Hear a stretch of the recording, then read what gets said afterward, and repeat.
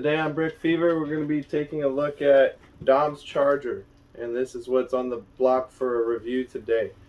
As far as presentation, it resembles his charger quite well.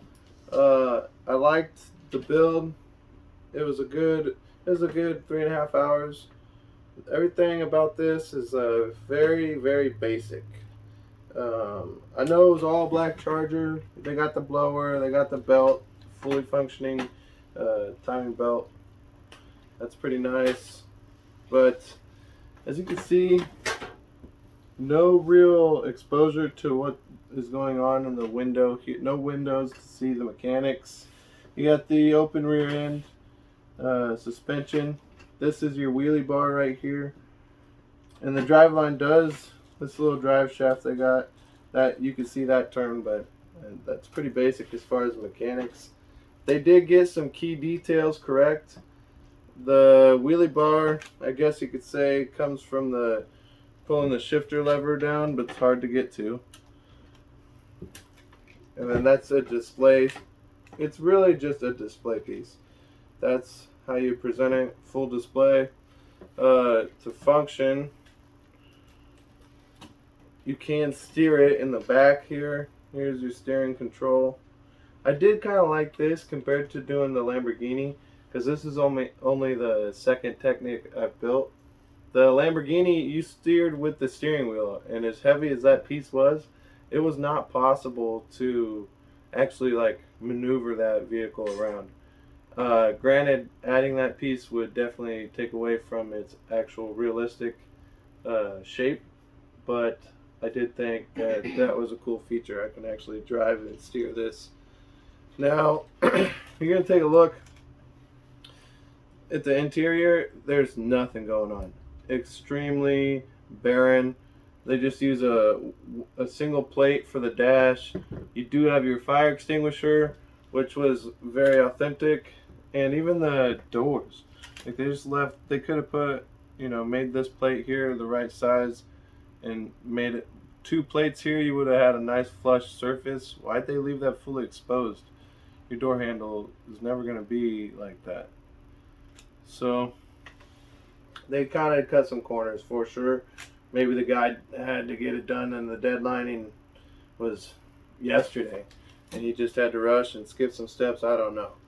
But I think they could have gone a little further, and I would say this is probably like a 85% complete to my standards. Let's take a look at the engine bay.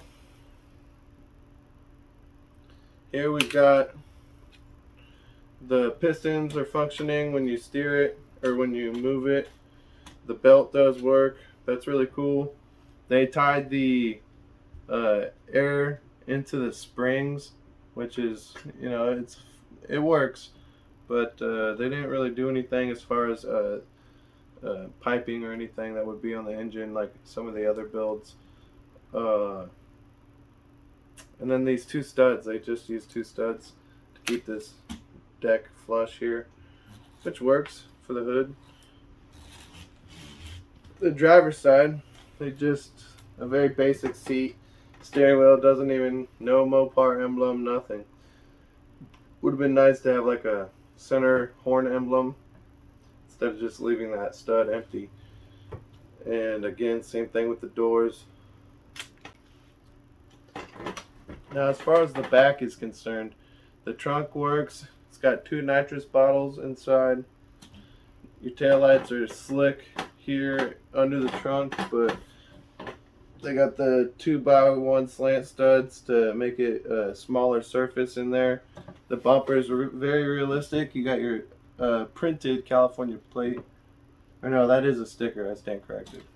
Exhaust, basic, but functions for the piece that it is. And the grill, it's a big sticker. That was good detail. Headlights work. Everything resembles what it's supposed to. So, and all in all, if I had to grade it, I would say it's a 80, 85. But they could have even done a little more to make this set really worth it. But I guess that is why it was on sale for 80 bucks. So for $80 and 1,000 pieces of brick, several hours of work time, is well worth it. I'd buy this set again for sure. Just think they could have gone a little more on the detail. All right, like, subscribe, and hit that bell. Don't forget.